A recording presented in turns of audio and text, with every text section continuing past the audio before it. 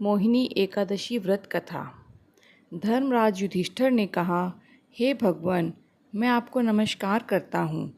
आपने वैशाख मास के कृष्ण पक्ष की एकादशी अर्थात वरुथनी एकादशी के बारे में विस्तार पूर्वक बतलाया। अब आप कृपा करके वैशाख शुक्ल एकादशी का नाम क्या है, उसकी कथा क्या है और इस व्रत की क्या विधि है, यह सब विस्तार पूर्वक बताइए। भगवान श्री कृष्ण कहने लगे, हे धर्मराज, वैशाख मास के शुक्ल पक्ष की एकादशी को मोहिनी एकादशी के नाम से जाना जाता है। मैं आपसे एक कथा कहता हूँ जिसे महर्षि वशिष्ठ ने श्री रामचंद्र जी से कही थी। राजन, आप कृपा करके ध्यानपूर्वक सुने। मोहिनी एकादशी व्रत कथा। एक समय श्री राम बोले कि हे गुरुदेव, कोई ऐसा व्रत बताइए जिससे समस्त पाप और दुख का नाश हो जाए। मैंने सीता जी के वियोग में बहुत दुख भोगे हैं। महर्षि वशिष्ठ बोले, हे राम, आपने बहुत सुंदर प्रश्न किया है। आपकी बुद्धि अत्यंत शुद्ध और पवित्र है। यद्यपि आपका नाम स्मरण करने से मनुष्य पवित्र और शुद्ध हो जाता है, तब भी लोक हित में यह प्रश्न अच्छा है। वैशाख मास में जो एकादशी आती है उसका नाम मोहिनी एकादशी है। इसका व्रत करने से मनुष्य सब पापों और दुखों को छोड़कर मोह जाल से मुक्त हो जाता है। मैं इसकी कथा कहता हूँ, ध्यानपूर्वक सुनो। सरस्वती नदी के तट पर भद्रावती नाम की एक सुंदर नगरी में द्युतिमान नामक चंद्रवंशी राजा राज्य करता था। वहाँ धन धान्य से संपन्न और पुण्यवान धनपाल नामक वैश्य भी रहता था। वह अत्यंत धर्मालु और विष्णु भक्त था।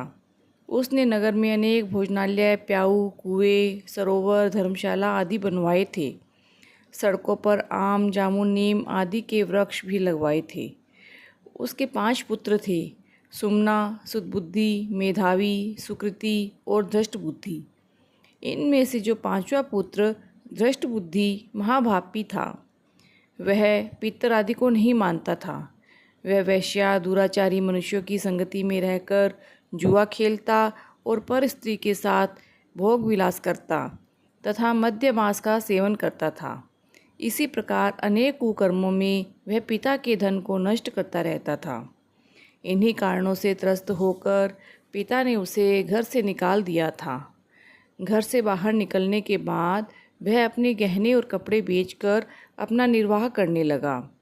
जब सब कुछ नष्ट हो गया तो वैश्य और दुराचारी साथियों ने उसका साथ छोड़ दिया। अब वह भूख प्यास से अति दुखी रहने लगा। कोई सहारा न देखकर चोरी करना सीख गया।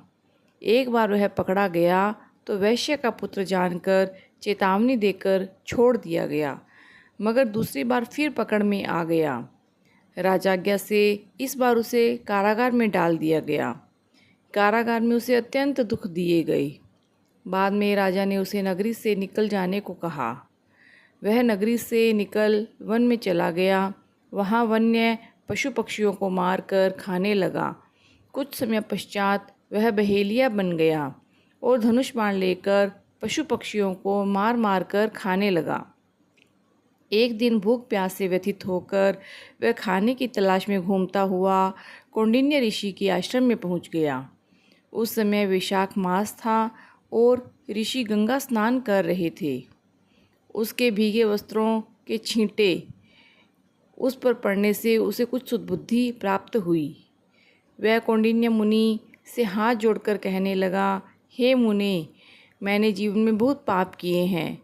आप इन पापों से छूटने का कोई साधारण बिना धन का उपाय बताइए।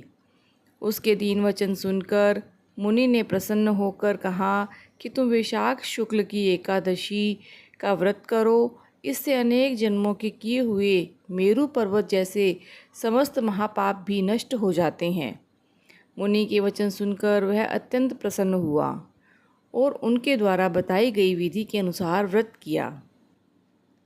हे राम, इस व्रत के प्रभाव से उसके सब पाप नष्ट हो गई और अंत में वह गरुड़ पर बैठकर विष्णु लोक को गया।